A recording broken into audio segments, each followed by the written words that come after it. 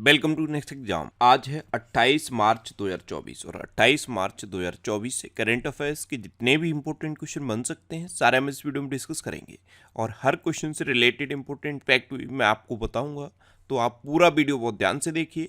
Last में मैं आपसे क्वेश्चन पूछूंगा, उसका आंसर आपको कमेंट बॉक्स में बताना है। आज की इस वीडियो की पीडीएफ फाइल आप इस वीडियो के डिस्कशन से डाउनलोड कर सकते हैं। पीडीएफ आप हमारे टेलीग्राम ग्रुप से भी डाउनलोड कर सकते हैं। टेलीग्राम ग्रुप पर आपको सारी पीडीएफ एक साथ मिल जाएंगी और टेलीग्राम ग्रुप का लिंक मैंने इस वीडियो के डिस्क्रिप्शन में दे दिया है, तो आप उस लिंक पर क्लिक करके टेलीग्राम ग्रुप ज्वाइन कर सकते हैं। तो चलिए स्टार्ट करते हैं। पहला क्वेश्चन है, हाल ही में विश्व रंगमंच दिवस कब मनाया गया है? तो अभी 27 मार्च को विश्व रंगमंच दिवस मनाया गया। तो इस क्वेश्चन का बे ऑप्शन सही है। रंगमंच यानी कि अभिनय। अभिनय के थ्रू पहले क्या होता था, जब इनिशियल स्टेज में थी, कुछ संकेत जो समाज के लिए हितकारी हैं वो रंगमंच के थ्रू दिए जाते थे। जैसे समाज की कुछ कुरीतियां हैं उनको दूर करने के लिए रंगमंच के थ्रू, नाट्यशास्त्र के थ्रू संकेत दिए जाते थे। तो रंगमंच का समाज में एक अहम योगदान है और उस योगदान को चिन्हित करने के लिए हर साल 27 मार्च को विश्व रंगमंच दिवस मनाया जाता है। अच्छा, 1 मार्च को शून्य भेदभाव दिवस और विश्व नागरिक सुरक्षा दिवस मनाया गया। 3 मार्च को विश्व वन्यजीव दिवस और विश्व श्रवण दिवस मनाया गया। 4 मार्च को राष्ट्रीय सुरक्षा दिवस मनाया गया। 6 मार्च को घाना स्वतंत्रता दिवस मनाया गया। 7 मार्च को जन औषधि दिवस मनाया गया और 8 मार्च को अंतर्राष्ट्रीय महिला दिवस मनाया गया। ये इंपॉर्टेंट है, अंतर्राष्ट्रीय महिला दिवस ये 8 मार्च को मनाया जाता है। 10 मार्च को सीआईएसएफ का स्थापना दिवस, अंतर्राष्ट्रीय महिला न्यायाधीश दिवस, ये 2 इंपॉर्टेंट डे बनाए गए। 11 मार्च को वर्ल्ड प्लम्बिंग डे मनाया गया। 12 मार्च को मॉरिशस दिवस मनाया गया। 13 मार्च को धूम्रपान निषेध दिवस मनाया गया, ये इंपॉर्टेंट है। 14 मार्च को विश्व किडनी दिवस और विश्व मानव विज्ञान दिवस मनाया गया। ध्यान रखना 14 मार्च को ही पाई दिवस भी मनाया गया, क्योंकि पाई की वैल्यू होती है 3.14। 14 का मतलब 14 और 3 यानी कि तीसरा महीना। 15 मार्च को विश्व उपभोक्ता अधिकार दिवस मनाया गया। 16 मार्च को राष्ट्रीय टीकाकरण दिवस मनाया गया। 17 मार्च को सेंट पैट्रिक दिवस मनाया गया। 18 मार्च को आयुध निर्माण दिवस मनाया गया। 19 मार्च को इंटरनेशनल क्लाइंट्स डे मनाया गया और 20 मार्च इंपॉर्टेंट है, क्योंकि 20 मार्च को विश्व गौरैया दिवस मनाया जाता है। 20 मार्च को ही विश्व प्रसन्नता दिवस मनाया गया। विश्व प्रसन्नता दिवस पर वर्ल्ड हैप्पीनेस इंडेक्स जारी किया गया और इस बार के वर्ल्ड हैप्पीनेस इंडेक्स में फिनलैंड फर्स्ट पे है, डेनमार्क सेकंड पे है और आइसलैंड थर्ड पे है।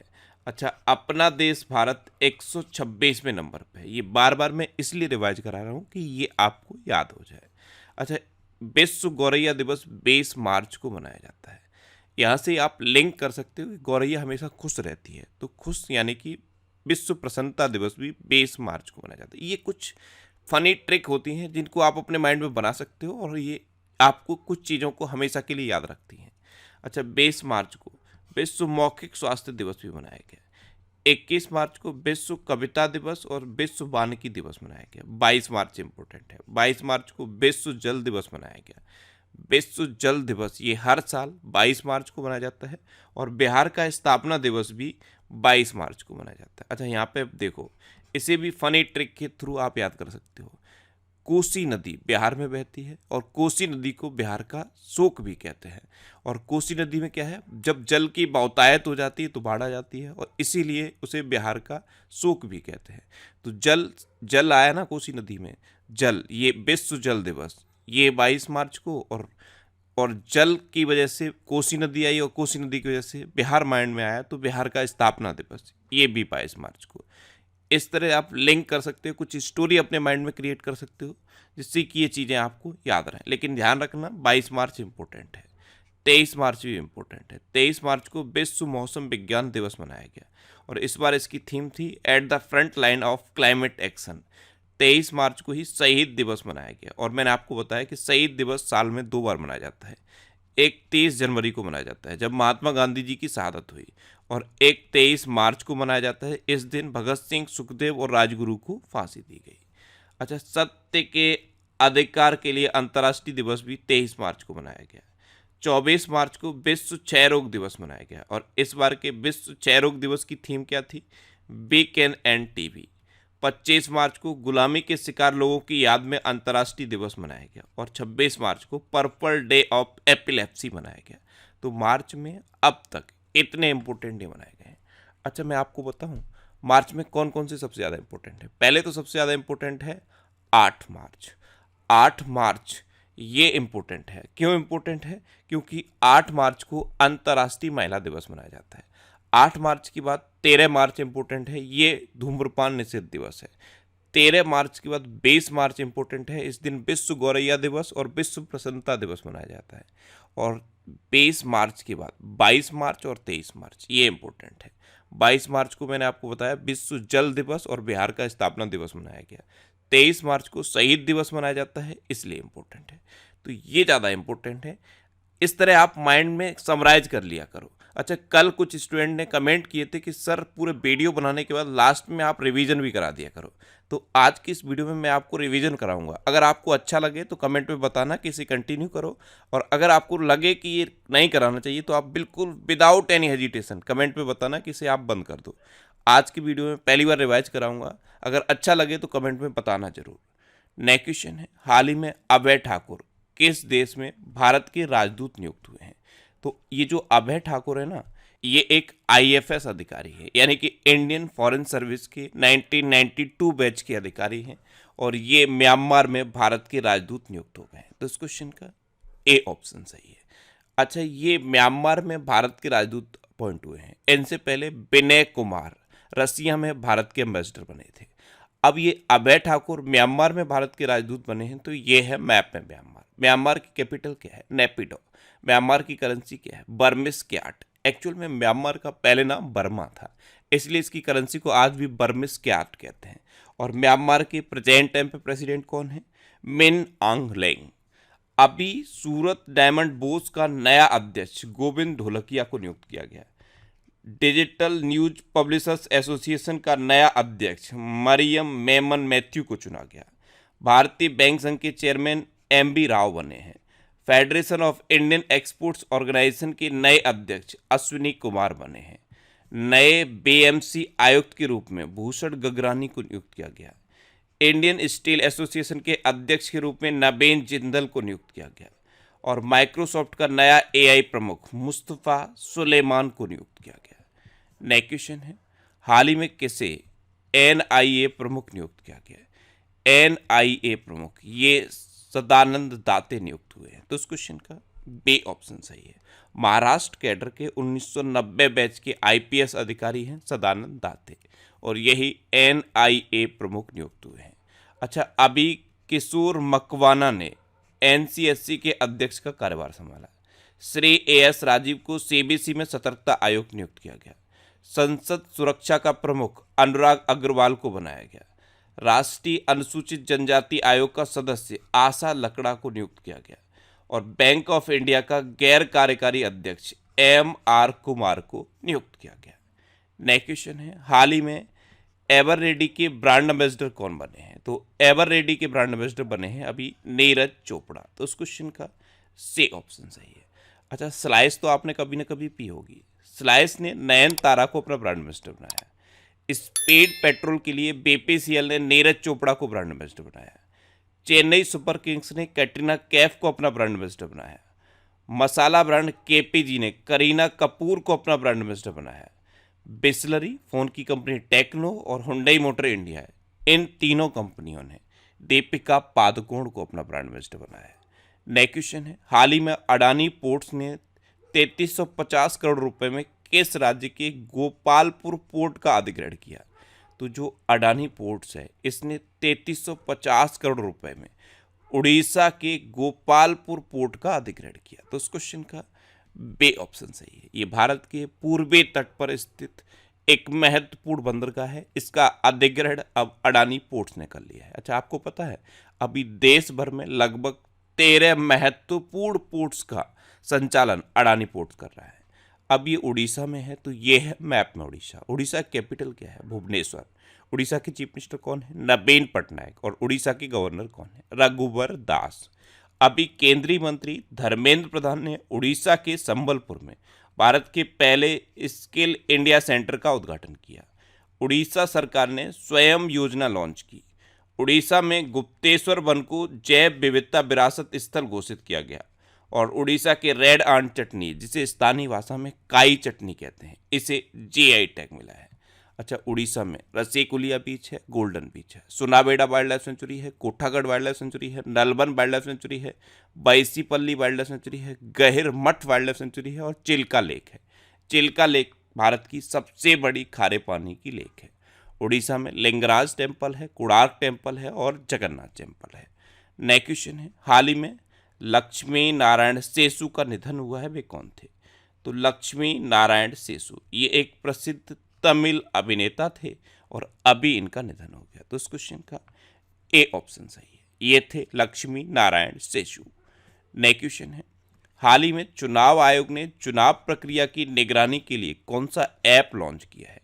तो चुनाव आयोग ने अभी से विजिल नाम का एक ऐप लॉन्च किया है। ये चुनाव प्रक्रिया की निगरानी के लिए है। तो इस क्वेश्चन का सी ऑप्शन सही है। अब चुनाव प्रक्रिया की निगरानी का मतलब क्या है? जैसे अभी धारा 144 लगी हुई है, अगर कोई भी चुनाव प्रक्रिया से रिलेटेड जो नियम कानून है उनका उल्लंघन करता है, या धारा 144 का उल्लंघन करता है, या आचार संहिता का उल्लंघन करता है, तो कोई भी व्यक्ति इस ऐप के थ्रू चुनाव आयोग को कंप्लेंट कर सकता है। और चुनाव आयोग ने ये गारंटी दी है कि 100 मिनट के अंदर, कंप्लेंट करने के 100 मिनट के अंदर, इस ऐप पर ही अगर आपने कंप्लेंट किया है तो 100 मिनट के अंदर एक्शन होगा। अब चुनाव आयोग की बात है तो अभी चुनाव आयोग ने 85 साल से अधिक उम्र के और 40% से अधिक डिसेबल लोगों के लिए एक ऐप लॉन्च किया था, जिसके थ्रू वो अपना वोट कर सकते हैं घर पे बैठ के। उस ऐप का नाम मैंने आपको बताया था, क्या नाम था? सक्षम। अच्छा, चुनाव आयोग की बात है तो मुख्य चुनाव आयुक्त यानी कि चीफ इलेक्शन कमिश्नर कौन है? राजीव कुमार। और कौन से नंबर के हैं? 25वें नंबर के। और ये तो चीफ इलेक्शन कमिश्नर है। अभी 2 इलेक्शन कमिश्नर नियुक्त हुए थे, उनका नाम याद कर लो। उनका नाम क्या है? ज्ञानेश कुमार और सुखवीर संधू। नेक्स्ट क्वेश्चन है, हाल ही में para power lifting world cup में 59 किलोग्राम वर्ग में किसने गोल्ड मेडल जीता है? तो para power lifting world cup ये अभी मिस्र में हुआ है और यहाँ पे 59 किलोग्राम वर्ग में विनय ने 120 किलोग्राम वजन उठाकर गोल्ड मेडल जीता है। तो उस क्वेश्चन का बी ऑप्शन सही है। ये हैं विनय, ये उत्तर प्रदेश के हैं और इन्होंने para power lifting world cup में 59 किलोग्राम वर्ग कैटेगरी में अपना गोल्ड मेडल जीता है। नेक्स्ट क्वेश्चन है, हाल ही में जिनेवा में अंतर संसदीय संघ की 148वीं बैठक में भारतीय प्रतिनिधिमंडल का नेतृत्व किसने किया है? तो ये नेतृत्व किया है हरिवंश नारायण सिंह ने। तो इस क्वेश्चन का सी ऑप्शन सही है। अब ये कौन है हरिवंश नारायण सिंह? तो ये राज्यसभा के उपसभापति हैं। नेक्स्ट क्वेश्चन है, हाल ही में 26 मार्च को किस देश का स्वतंत्रता दिवस मनाया गया? तो बांग्लादेश का स्वतंत्रता दिवस 26 मार्च को मनाया जाता है, क्योंकि 26 मार्च 1971 को पाकिस्तान से स्वतंत्र हुआ था, यानी कि पाकिस्तान से अलग हुआ था बांग्लादेश। तो इस क्वेश्चन का बी ऑप्शन सही है। अब बांग्लादेश, तो ये है मैप में बांग्लादेश। बांग्लादेश की कैपिटल क्या है? ढाका। बांग्लादेश की करेंसी क्या है? टका। बांग्लादेश की प्रेजेंट टाइम पे प्राइम मिनिस्टर कौन है? शेख हसीना। और बांग्लादेश के प्रेजेंट टाइम पे प्रेसिडेंट कौन है? मोहम्मद शहाबुद्दीन। अभी बांग्लादेश की प्रधानमंत्री ने मुस्लिम देशों के लिए साझा मुद्रा की वकालत की। बांग्लादेश में 2 दिवसीय नजरुल उत्सव शुरू हुआ। खासी स्वतंत्रता सेनानी यू तिरोड सिंह की प्रतिमा का अनावरण ढाका में किया गया। बांग्लादेश ने अंडर 19 एशिया कप खिताब जीता है और भारत और बांग्लादेश की नौसेना ने बोंगो सागर 2023 का आयोजन किया है। नेक्स्ट क्वेश्चन है, हाल ही में कहाँ मेदिन पोया उत्सव मनाया गया? तो मेदिन पोया उत्सव ये अभी श्रीलंका में मनाया गया। तो इस क्वेश्चन का ए ऑप्शन सही है। ये बौद्ध धर्म का एक उत्सव है और ऐसी मान्यता है कि जब भगवान बुद्ध को ज्ञान प्राप्त हो गया था, उसके बाद उनके पिता शुद्धोधन के बुलावे पर पहली बार वो कपिलवस्तु आए थे। इसका प्रतीक है ये मेदिन पोया उत्सव, इसलिए ये मेदिन पोया उत्सव मनाया जाता है। अब श्रीलंका में मनाया गया है, तो ये है मैप में श्रीलंका। श्रीलंका की कैपिटल क्या है? कोलंबो और श्री जयवर्धनेपुरम कुट्टे। कोलंबो कॉमर्शियल कैपिटल है और श्री जयवर्धनेपुरम कुट्टे एडमिनिस्ट्रेटिव कैपिटल है। श्रीलंका की करेंसी क्या है? श्रीलंकन रूपी। श्रीलंका के प्रेजेंट टाइम पे प्रेसिडेंट कौन है? रनिल विक्रमसिंघे। अच्छा, श्रीलंका में भारतीय आवास परियोजना के अंतर्गत 1300 घरों के निर्माण का औपचारिक शुभारंभ हुआ। वनडे में दोहरा शतक लगाने वाले पहले श्रीलंकाई क्रिकेटर पथुम निसांका बने। श्रीलंका और मॉरिशस ने यूपीआई सर्विस को वर्चुअली लॉन्च किया है। भारत श्रीलंका के पर्यटन स्रोत के रूप में शीर्ष पर रहा है। नए भारतीय उच्चायुक्त संतोष झा ने श्रीलंका में अपना पदभार ग्रहण किया है और भारतीय सशस्त्र बलों को श्रीलंका में गोल्डन आउल पुरस्कार से सम्मानित किया गया है। ये जो गोल्डन आउल पुरस्कार है ये श्रीलंका देता है। नेक्स्ट क्वेश्चन है, हाल ही में कौन स्टार्ट 2024 कार्यक्रम शुरू करेगा? तो ये इसरो शुरू करेगा। जो यूजी और पीजी के छात्र हैं उनके लिए एक ये डिजिटल कार्यक्रम है स्टार्ट 2024, इसे इसरो शुरू करेगा। तो उस क्वेश्चन का सी ऑप्शन सही है। अब इसरो यानी कि इंडियन स्पेस रिसर्च ऑर्गेनाइजेशन, इसकी स्थापना कब हुई? 1969 में। इसका हेडक्वार्टर कहाँ पे है? बेंगलुरु में। और इसरो के चेयरमैन कौन है? एस सोमनाथ। नेक्स्ट क्वेश्चन है, हाल ही में 12,000 T20 रन बनाने वाले पहले भारतीय कौन बने हैं? तो विराट कोहली अभी 12,000 T20 रन बनाने वाले पहले भारतीय बने। तो इस क्वेश्चन का बी ऑप्शन सही है। नेक्स्ट क्वेश्चन है, हाल ही में अमेरिका के किस स्टेट ने बच्चों के सोशल मीडिया इस्तेमाल पर प्रतिबंध लगाया है? तो अमेरिका का एक स्टेट है फ्लोरिडा। इसने क्या किया है? छोटे बच्चों के सोशल मीडिया के यूज करने पर प्रतिबंध लगा दिया है। तो इस क्वेश्चन का सी ऑप्शन सही है। अच्छा, अमेरिका के एक स्टेट के बारे में और बताया था मैंने आपको, टेनेसी। टेनेसी एक अमेरिका का स्टेट है। यहाँ पे कलाकारों और गायकों का जो संगीत होता है उसको सुरक्षित करने के लिए, किससे सुरक्षित करने के लिए? आर्टिफिशियल इंटेलिजेंस से सुरक्षित करने के लिए एक कानून बनाया गया है। जिस कानून में क्या है कि कोई भी एआई का टूल किसी गायक का, किसी मिक्सर का जो गाने मिक्स करते हैं, उनका जो ओरिजिनल कंटेंट है उसका विदाउट परमिशन यूज नहीं कर सकता। नेक्स्ट क्वेश्चन है, हाल ही में आई ILO की रिपोर्ट के अनुसार भारत में कितने प्रतिशत युवा बेरोजगार हैं? तो अभी इंटरनेशनल लेबर ऑर्गेनाइजेशन की रिपोर्ट आई है और इस रिपोर्ट के अकॉर्डिंग भारत में 83% युवा बेरोजगार हैं। तो इस क्वेश्चन का सी ऑप्शन सही है। अब ILO इसकी स्थापना कब हुई थी? 1919 में। इसका हेडक्वार्टर कहाँ पे है? जिनेवा में। और इसके प्रेजेंट टाइम पे डायरेक्टर जनरल कौन है? गिलबर्ट होंगवे। कौन है? गिलबर्ट होंगवे। अब लास्ट वीडियो के क्वेश्चन का आंसर। लास्ट वीडियो में मैंने आपसे क्वेश्चन पूछा था कि हाल ही में भारत के प्रसिद्ध अमूल ताजा मिल्क को किस देश में लॉन्च किया जाएगा? तो अमेरिका में अभी अमूल ताजा मिल्क को लॉन्च किया जाएगा। यानी कि इस क्वेश्चन का बी ऑप्शन सही था और लगभग सभी स्टूडेंट ने इसका आंसर सही दिया। मोस्टली स्टूडेंट ने इसके बारे में डिटेल में लिखा। मैं आपको एक बार फिर बोलूँगा, क्वेश्चन के बारे में आपको जितना ज़्यादा से ज़्यादा पता हो आप लिखा करो, क्योंकि जो चीज़ें आप लिख देते हो फिर उन्हें आप कभी नहीं भूलते। अच्छा, कई स्टूडेंट ने कमेंट किए थे कि सर आप रिवीजन करा दिया करो, पूरा वीडियो बनाने के बाद लास्ट में थोड़ा सा रिवीजन करा दिया करो। तो आज मैं पहली बार ये रिवीजन करा रहा हूँ। अगर आपको सीरियसली अच्छा लगे कि ये रिवीजन कराना चाहिए तब आप कमेंट बॉक्स में ज़रूर बताना कि यस इसे कराना चाहिए। और अगर आपको लगता है कि ये थोड़ा सा एडिशनल टाइम लग जाएगा, इसे नहीं कराना चाहिए, तो आप विदाउट हेजिटेशन बता सकते हो कि इसे नहीं कराना चाहिए। लेकिन बताना ज़रूर कराना चाहिए या नहीं कराना चाहिए। आज मैं रिवीजन कराता हूँ। कल मैंने आपको बताया था कि लुइस मॉन्टेनेग्रो ये पुर्तगाल के प्रधानमंत्री नामित हुए हैं। हंसा मिश्रा को ये यूपीएससी के निदेशक नियुक्त हुए। इलाहाबाद हाईकोर्ट ने क्या किया था? मदरसा शिक्षा नीति को रद्द कर दिया। मदरसा शिक्षा नीति को रद्द करने से जो भी मदरसे अब बंद होंगे उनके बच्चों को यूपी बोर्ड के स्कूलों में शिफ्ट किया जाएगा। अभी हुरून रिसर्च ने 2024 ग्लोबल रिच लिस्ट में एशिया के बिलियनियर सिटी के रूप में मुंबई को नामित किया। बीजिंग को पीछे छोड़ दिया है मुंबई ने, यानी कि एरिया के अकॉर्डिंग सबसे ज़्यादा बिलियनियर मुंबई में है। 2024 एबेल पुरस्कार की घोषणा हुई और इस बार का एबेल पुरस्कार ये मिशेल टेलाग्रेड को मिलेगा।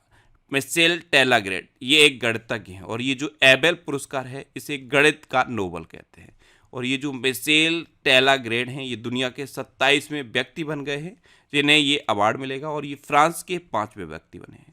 यानी कि फ्रांस से ये 5वें व्यक्ति हैं, दुनिया से ये 27वें व्यक्ति हैं। ऐसे ही मैंने आपको एक और अवार्ड बताया था, वो अवार्ड था प्रिट्जकर अवार्ड, उसे आर्किटेक्चर का नोबल कहते हैं। अच्छा, मनोज सिन्हा ने एक मगही उपन्यास है फूल बहादुर, इसके अंग्रेजी अनुवाद को लॉन्च किया और इसका अंग्रेजी अनुवाद किया किसने है? नालंदा के प्रसिद्ध लेखक अभय के ने। अच्छा, 2024 एयर ट्रांसपोर्ट अवार्ड्स में airline of the year Indigo को नामित किया गया। किसे? Airline of the year Indigo को नामित किया गया। अब एयरलाइन की बात है तो अभी एयर इंडिया पर 80 लाख रुपए का जुर्माना लगा। किसने लगाया? डीजीसीए ने। क्यों लगाया? क्योंकि उसने पायलट के आराम करने के जो नियम है उसका उल्लंघन किया था एयर इंडिया ने। 60 साल से अधिक उम्र के दोनों पायलट एक साथ एक ही फ्लाइट में भेज दिए और ये जो डीजीसीए ने पायलट के आराम करने के नियम है उनका उल्लंघन है। इसीलिए डीजीसीए ने एयर इंडिया पर 80 लाख रुपए का जुर्माना लगाया। अच्छा, अभी चुनाव आयोग ने दिव्यांग व्यक्तियों के लिए ये सक्षम ऐप लॉन्च किया। इसके बारे में अभी इसी वीडियो में मैंने आपको बताया।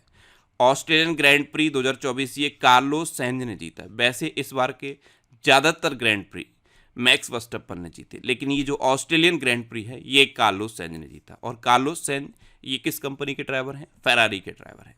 अभी शाओमी ने अपना पहला इलेक्ट्रिक वाहन SU7 चाइना में लॉन्च कर दिया है। और गुजरात सरकार ने शिक्षा रिफॉर्म ऑनलाइन शिक्षण मंच लॉन्च किया। इसके लिए गुजरात का जो शिक्षा विभाग है उसने माइक्रोसॉफ्ट के साथ साझेदारी की है। अच्छा, सिनेवेस्टर अंतर्राष्ट्रीय फिल्म महोत्सव की मेजबानी ये चंडीगढ़ करेगा। तो ये था रिवीजन। इस तरह से मैं तेजी से थोड़ा रिवीजन कराऊंगा जिससे कि आपको बस रिवाइज हो जाए, पूरा डिटेल में नहीं बताऊंगा। अगर अच्छा लगता है तो आप मुझे कमेंट बॉक्स में बताना कि इस रिवीजन को कराना चाहिए। अभी ये सिर्फ एक दिन के क्वेश्चन मैंने लिए हैं, लेकिन कोशिश ये रहेगी कि पिछले 3-4 दिन के जो इंपॉर्टेंट क्वेश्चन है वो मैं आपको एक बार में रिवाइज करा पाऊँ। ये बहुत अच्छा सजेशन था, इसलिए मैंने स्टार्ट किया है। अगर आपको रियल में लगे कि इसे कराना चाहिए तब आप बताना, और नहीं तो नहीं से बंद कर देंगे। अब आपके लिए आज का क्वेश्चन, इसे आपको कमेंट बॉक्स में। अच्छा, एक ये रह गया, बॉक्सिंग सब जूनियर नेशनल चैंपियनशिप का टाइटल ये हरियाणा ने जीता है। अच्छा, अब आपके लिए आज का क्वेश्चन है, लुइस मॉन्टेनेग्रो किस देश के प्रधानमंत्री नामित हुए हैं? इसी वीडियो में और अभी रिवीजन में मैंने आपको बताया है। 4 ऑप्शन दिए गए हैं, इनमें से आपको अपना आंसर बताना है। और जब भी आप आंसर लिखो किसी भी क्वेश्चन का, जब भी आप आंसर लिखो पूरा डिटेल में लिखा करो। और मैं टेलीग्राम पर क्विज भी पोस्ट करता हूं, तो नेक्स्ट एग्जाम का जो टेलीग्राम पर चैनल है उसे आप ज्वाइन कर लो। वहां पे मैं इंपॉर्टेंट क्वेश्चन के क्विज बना के पोस्ट करता रहता हूं, जिससे कि वो क्वेश्चन आपको याद हो जाए और बहुत लंबे समय तक याद रहे। तो ये था आज का वीडियो।